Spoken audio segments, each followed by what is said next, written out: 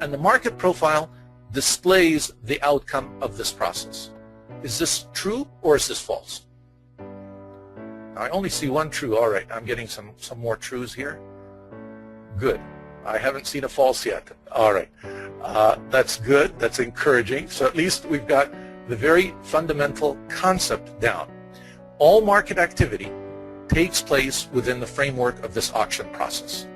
And once you really begin to understand how the auction process works, you are on your way to really applying the market profile effectively. So the key concept about the market auction process is that markets will auction up until there are no more buyers, and then they will reverse down until there are no more sellers. So the auction process is always looking for the opposite of what it finds, and the end of an up auction is basically the beginning of a down auction. That's a very key and important concept to understand when it comes to the profile. Now let's take a look at my second question here. And I promised you the questions would not be difficult, but they're very important concepts. Now I want to talk a little bit about what a balanced and an imbalanced market is. So when the market is balanced, basically equal amounts of buying and selling are present. And when the market is imbalanced, the market is either moving higher or lower in order to find an opposite response. During these periods of imbalance, traders should always stay on the sidelines until the market is balanced. What do you think of that statement? True or false?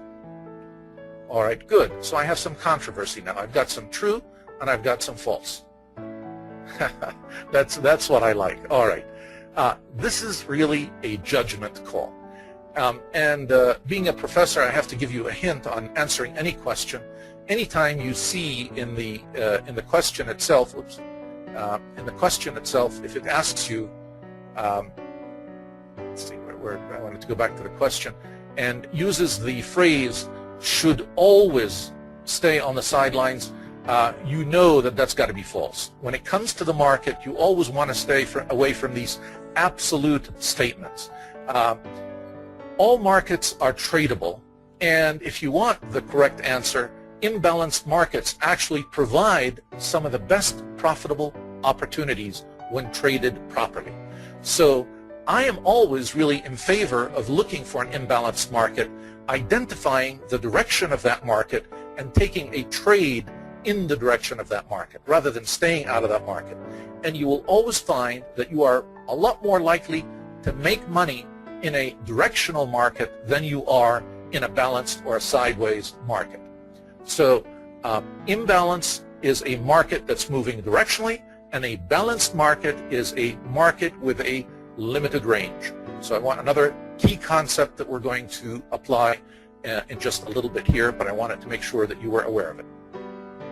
All right, another easy question that I hope everyone will get.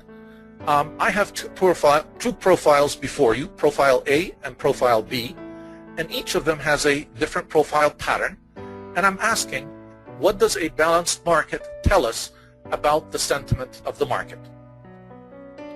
And of course, I'm hoping you are able to identify that Profile B is the balanced market. And actually, I gave away the next question, but that's okay. I thought it might help you answer this one.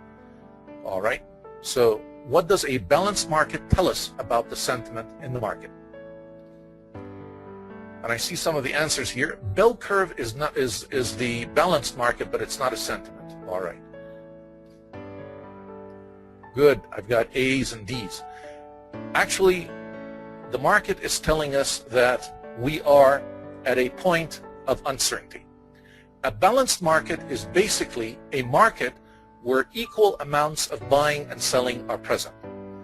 The market has found a fair price and it's rotating around that price. Or another term that we will often use in relationship to market profile, it's distributing around that fair price within a very limited or defined value area. Now, see, take a look on Profile B here. Here's my initial range, the two blue lines that you see, and look at how limited they are relative to Profile A. Look at how much of a bigger range, a much wider range of movement that I had in that imbalanced market. So when I have uncertainty, no one really knows where the direction is going, so it is more prudent for traders to stay in that tight range around the fair price so that they don't get into trouble. And that's why you see that imbalanced market. Now, this should really help you with question number 4. We should sail right through this one. Which of these profile charts displays an imbalanced market? And I think I did give away the imbalanced market, not the balanced, the imbalanced. A. Very good. So you all get an A for that question. And now we move on to question number 5, the last question that we have and the last key concept we're going to cover, and then we're going to begin applying these wonderful concepts together. All right. For a point of control, on a profile chart, a point of control shows us what? The best price point to enter a trade, the best price point to exit a trade, the best price point where the price point where the greatest volume was traded, the price point where the greatest number of TPOs on a profile chart were found.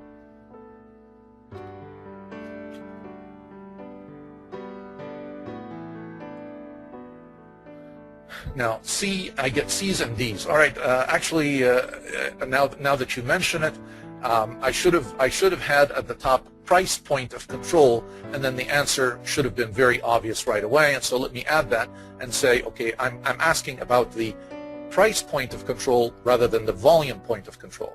And so for a price point of control, obviously the answer now would be letter D.